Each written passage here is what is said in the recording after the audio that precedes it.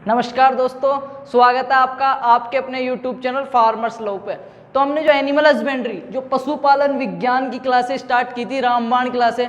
आप animal husbandry का syllabus जिस भी एग्जाम में अटैच हो रहा है ना, एग्रीकल्चर का कोई भी कॉम्पिटेटिव एग्जाम हो, XYZ एग्रीकल्चर से रिलेटिव, 11-12 हो, BSc एग्रीकल्चर हो या एंट्रेंस एग्जाम हो, प्री PG UG या फिर कोई भी सुपरवाइजर, कोई सा भी एग्रीकल्चर का कॉम्पिटेटिव एग्जाम है जिसमें आपके एनिमल हस्बेंड्री का सिलेबस अटैच में है, उस सभी के लिए ये बहुत ही ज़्यादा यूजफुल और इंपॉर्टेंट क्लास होने वाली है। ठीक है, तो इससे पहले मैंने जो एनिमल हस्बेंड्री का सिलेबस है ना, सभी एग्जाम्स के लिए, ऑल ओवर एग्रीकल्चर एग्जाम्स के लिए जिनमें एनिमल हस्बेंड्री का सिलेबस है, ऐड किया हुआ है, मेंशन किया हुआ है, उनके सभी के लिए जो सिलेबस है कि एग्रीकल्चर जो एनिमल हस्बेंड्री का जो स्ट्रेटजी क्या रहेगी, जो सिलेबस की पाठ्यक्रम की रूपरेखा क्या रहेगी, किस हिसाब से अपने को स्टडी करनी है, कितना डीपली करना है, क्या लेवल रहेगा, उसका मैंने एनिमल हस्बेंड्री सिलेबस के नाम से प्लेलिस्ट बनाई हुई है, रामबाण क्लासेस पशुपालन विज्ञान की। चैनल फार्मर्स लॉ पे विजिट करना प्लेलिस्ट में, तो वहां पे आपको ये मिल जाएगी। 11-12 board exam, jet exam, ICR, BHU, यूपीकेट, जो भी ऑल ओवर एग्रीकल्चर एग्जाम्स के लिए यूजफुल है।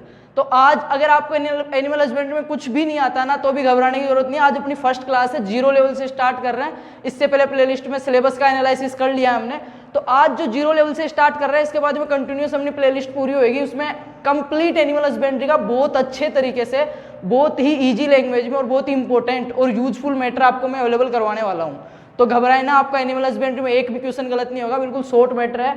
और ये एनिमल हस्बेंड्री है ना, एग्रोनॉमी और हॉर्टिकल्चर के बराबर वेटेज की है। एग्रीकल्चर के 3 पार्ट हो गए, तो उनके बराबर वेटेज की है, क्वेश्चन में भी और मार्क्स में भी, हर एग्जाम में बराबर वेटेज की है लगभग। तो घबराने की जरूरत नहीं है, एनिमल हस्बेंड्री का एक भी क्वेश्चन गलत नहीं होगा, बेशर्त आप पूरे वीडियो को देखें और समझ गए, थोड़ा कॉन्फिडेंट होकर देखें। ठीक है, बात करते हैं आज फर्स्ट क्लास एनिमल हस्बेंड्री की। तो इसमें क्या क्या डिस्कस करने वाले कि पशुपालन विज्ञान होता क्या है, पशु क्या होता है, इसका एग्रीकल्चर के अंदर क्या इंपॉर्टेंस है, प्लस इसका डेयरी टेक्नोलॉजी जो डेयरी प्रोडक्शन है उसमें क्या इंपॉर्टेंस है।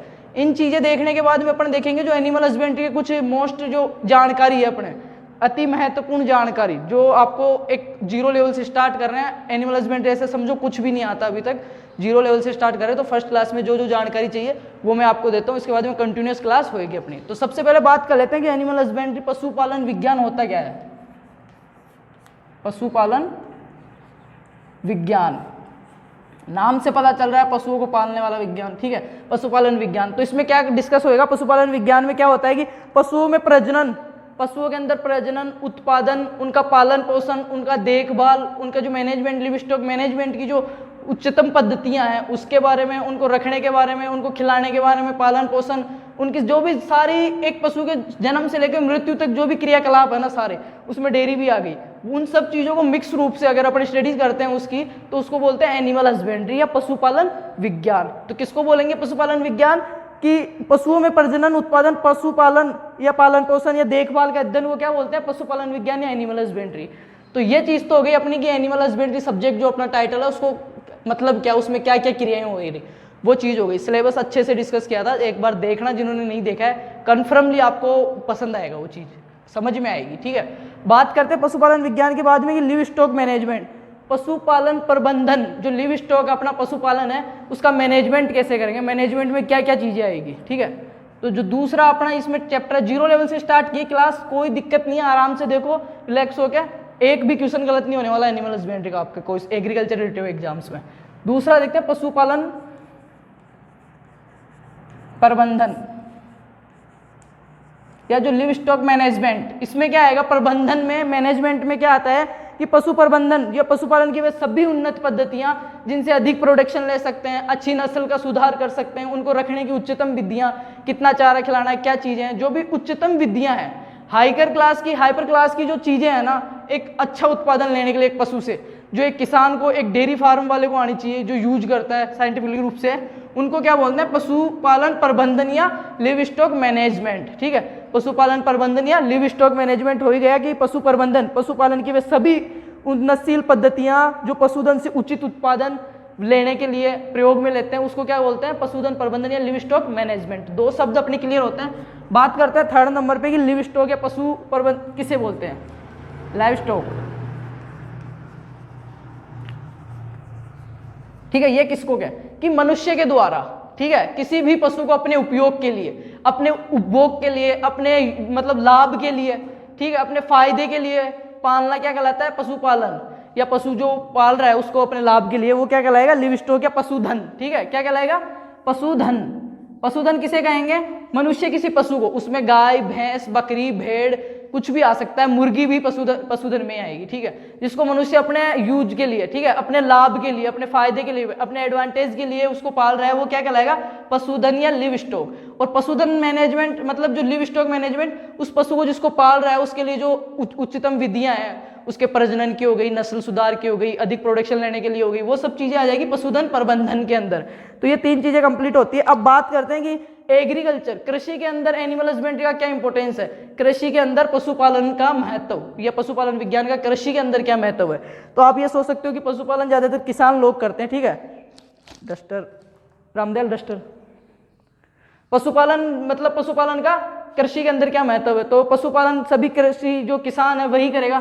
तो इसका जो पहला है पशुपालन का कृषि के अंदर महत्व, वो यही है कि वो जो कृषि के अंदर पहली चीज तो खाद के लिए, ठीक है, जो पशुओं से पशुपालन कर रहा है उसको गोबर वगैरह जो मिल रहा है, बकरी का खाद हो गया, गोबर हो गया, मुर्गी का खाद हो गया, वो चीज हो गई। दूसरी कृषि कार्यों के लिए जो फर्स्ट उसको प्रायोरिटी रहेगी वो एग्रीकल्चर कार्य, कृषि कार्य, जो खेत में बिजाई बुआई जो चीजें हैं उनके लिए यूज करेगा, बैल वगैरह का, गाय वगैरह का। ठीक है, सेकंड चीज रहेगी वो रहेगा उसका खाद का, कि जो पशुओं से खाद प्राप्त हो रहा है उससे वो अधिक उत्पादन लेने के लिए अपने खेत में मिलाएगा। तो उसका 2 जो लक्ष्य है वो पूरे हो रहे हैं। पहला पशु रखने का, पहला तो हो रहा है कृषि कार्यों के लिए, दूसरा हो रहा है खाद के लिए, जो थर्ड है वो है आवागमन के लिए, जो वो ला रहा है सामान स्थानांतरण के लिए, आने जाने के लिए, ठीक है, आवागमन के लिए।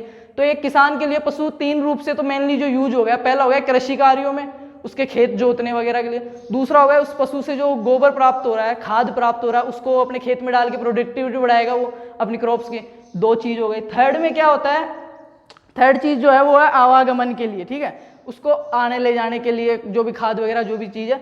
फोर्थ नंबर पे बात करें तो इसमें जो अदर प्रोडक्ट्स आते हैं पशुपालन से प्राप्त होते हैं, जैसे उसके मर जाने के बाद चमड़ा हो गया, ठीक है, चमड़ा, ऊन, ये चीजें हो गई। ये तो हो गई अपना एग्रीकल्चर के अंदर इंपॉर्टेंस पशुपालन का। पहले अपन आज फर्स्ट क्लास से बेसिकली चीजें देख रहे हैं, ठीक है, तो पशुपालन का एग्रीकल्चर के अंदर इंपॉर्टेंस देख लिए। अब देखते हैं डेयरी के अंदर, या दूध जो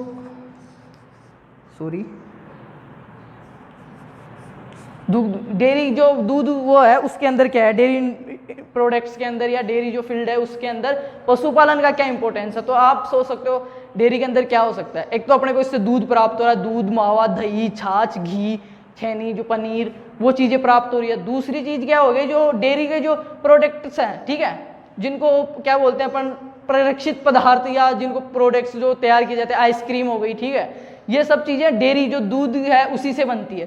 तो इसका हमने एनिमल हस्बेंड्री का मतलब देख लिया, लिव स्टॉक क्या होता है, पशुधन क्या होता है, पशुधन मैनेजमेंट क्या होता है, ये सब चीजें देखने के बाद इसका एग्रीकल्चर में और डेयरी फील्ड में दोनों में इंपॉर्टेंस देख लिया है। अब क्या रहता है इसके अंदर, अगर बात करें तो थोड़ी बहुत इसकी जो मेनली बेसिक चीजें हैं ना, आज फर्स्ट क्लास की है, 0 लेवल से स्टार्ट की है, कोई दिक्कत नहीं है। इसकी जो मेन चीजें है वो बात करता है, फिर कंटिन्यूस क्लास स्टार्ट करेंगे प्लेलिस्ट में। तो जो भारत के अंदर प्रथम पशु जनगणना हुई थी, प्रथम पशु गणना भारत के अंदर, ठीक है, जो फर्स्ट वो हुई थी 1919, ठीक है। कब हुई थी, जो भारत में प्रथम पशु गणना हुई थी वो हुई थी दिसंबर 1919 से लेकर भारत के अंदर प्रथम पशु गणना दिसंबर 1919 से अप्रैल 1920, अप्रैल, ये जानना आपको बहुत जरूरी है। 1920 ये क्वेश्चन बहुत बार पुटअप हो चुका है आईसीआर में, बीएचयू में, बहुत अच्छा क्वेश्चन है, आपको याद करना, नोट आउट कर लीजिएगा। भारत में प्रथम पशु गणना दिसंबर 1919 से 1920। इसके बारे में बात करें अगर अपन राजस्थान की, तो राजस्थान के अंदर जो पशु गणना होती है वो कौन करवाता है, जो अपने राजस्थान राजस्व मंडल है, राजस्व मंडल अजमेर, ठीक है, राजस्थान के अंदर जो पशु गणना होती है वो कौन करवाता है, राजस्व मंडल अजमेर। बहुत अच्छा क्वेश्चन है, राजस्व मंडल जो अजमेर, प्रति 5 वर्ष बाद होती है, ठीक है, जो पशु गणना होती है प्रति 5 वर्ष बाद होती है, और कौन करवाता है, राजस्व मंडल अजमेर के द्वारा आयोजित करवाया जाता है जो पशु गणना का प्रोग्राम है वो। और प्रथम पशु गणना जो हुई थी भारत के अंदर वो कब हुई थी, फर्स्ट वाली दिसंबर 1919 से अप्रैल 1920 में, ठीक है। ये 2 चीज आपको बहुत ही इंपॉर्टेंट चीज है जो याद रखनी है। और इसके बाद में बात करें तो कि राजस्थान का जो प्रथम चिकित्सा है पशु विज्ञान, जो राजस्थान का पहला वेटनरी कॉलेज था, पशु चिकित्सा पशु विज्ञान विश्वविद्यालय, जो बीकानेर के अंदर है, बीकानेर राजस्थान का जो फर्स्ट वेटनरी कॉलेज है या जो पशु विज्ञान व पशुपालन जो कॉलेज है, ठीक है, वो कहाँ पे है? बीकानेर में। राजस्थान का प्रथम पशु चिकित्सा एवं पशु विज्ञान विश्वविद्यालय, क्या नाम है उसका? राजस्थान पशु चिकित्सालय एवं पशु विज्ञान विश्वविद्यालय बीकानेर। फर्स्ट जो यूनिवर्सिटी थी एनिमल हस्बेंड्री से रिलेटिव वो।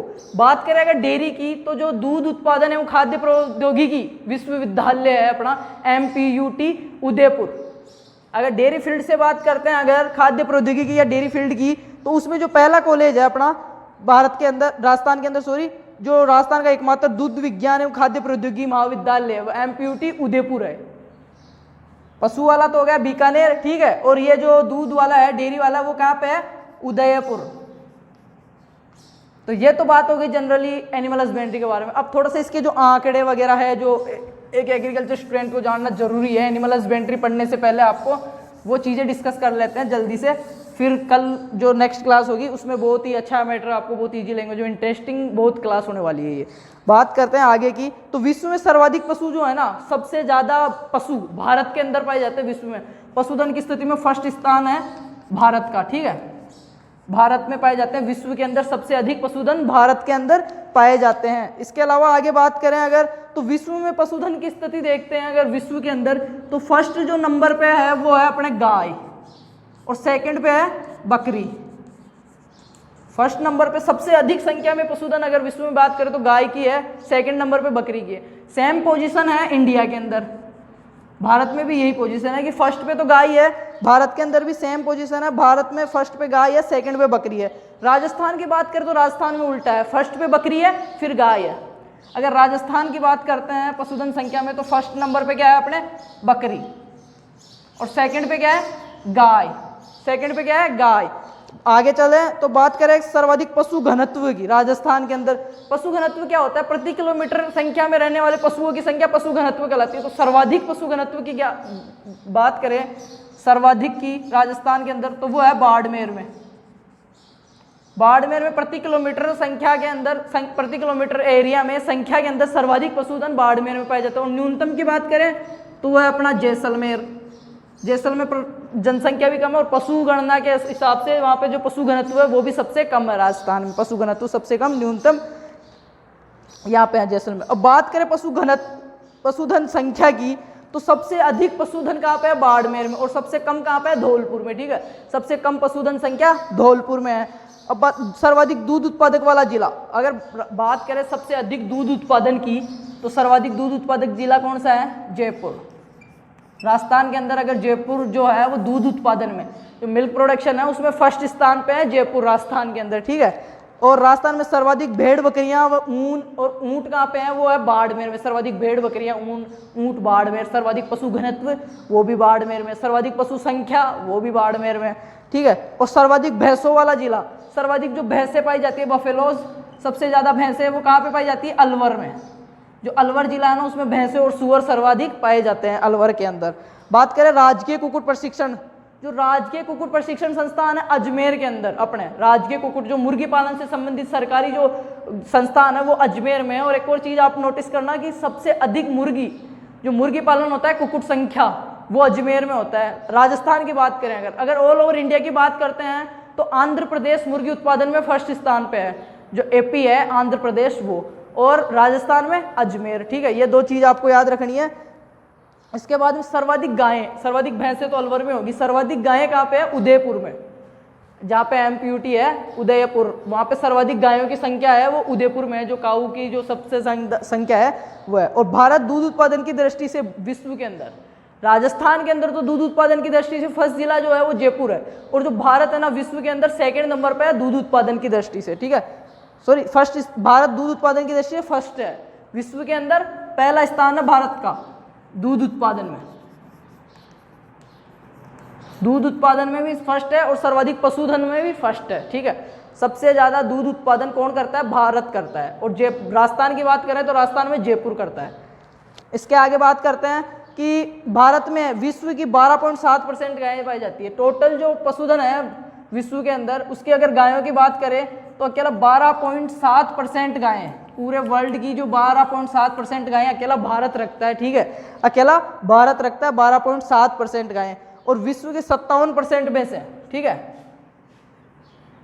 57% अकेला भारत कवर करता है, ठीक है, भारत में है अकेली। भारत में विश्व की 57% भैंसें पाई जाती है, और इनमें भी सर्वाधिक भैंस भी 2 प्रकार की होती है, ठीक है। इसमें जो जल वाली भैंसें हैं, वाटर बफेलोज, वो पाई जाती है सर्वाधिक, 57% भैंसें पाई जाती है।